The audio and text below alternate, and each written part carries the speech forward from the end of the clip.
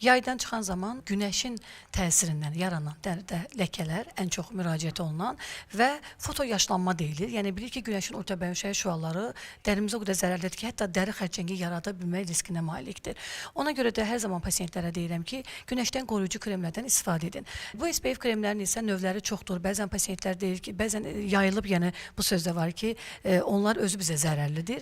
Tərkibində sink oksid və titan dioksid olan bütün SPF kremlər tam zərərsizdir. Biz onlardan tam rahat şəkildə istifadə edib dərimizi günəş şüalarından qorumalıyıq. Bu mütləqdir, hər gün bu olmalıdır. Sadəcə yay aylarında gündə 2 dəfə və yaxud dənizdə istifadə edərkən baseyindən, sudan sonra mütləq təkrar onlar yolub gedir, təkrar vurmaq lazımdır. Yəni bu şəkildə biz günəş şüalarından qorunmalıyıq.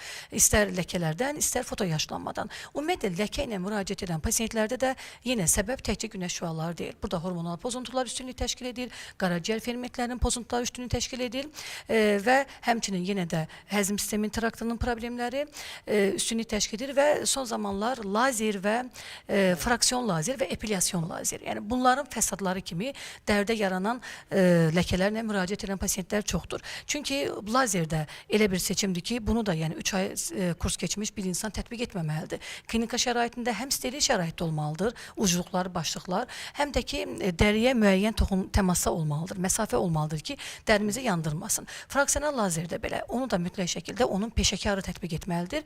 Bu ləkələr, inanın ki, ən çətin gedən ləkələrdir. Müraciət edəndə minimal protokol yazır, minimal 4 seans. Bəzən 8 seansa qədər uzana bilər və ləkənin ölçüsü də böyük olur. Bəzən pilinglər evdə tətbiq edirlər və yaxud salonda düzgün tətbiq etmədən pilinglə belə dərinin yanması ilə müraciət edən ləkələr var, pasientlər var.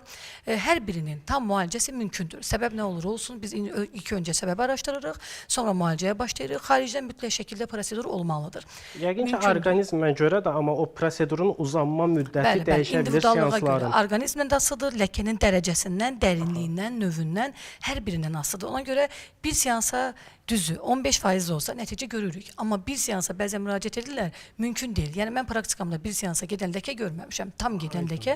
Bu mümkün deyil. Protokol 4 seans yazır, 3 də ola bilər, 5 də ola bilər, 8 də ola bilər. Yəni bu öncədən, ümumiyyətlə tibdə pasiyentə öncədən 4 seansa səndə bu yox olacaq deyə bir şey yoxdur. İndividuallıq önəmlidir. Protokol yazır və təcrübəmiz də burada rol oynayır ki, pasiyentə biz bir məlumat verə bilək.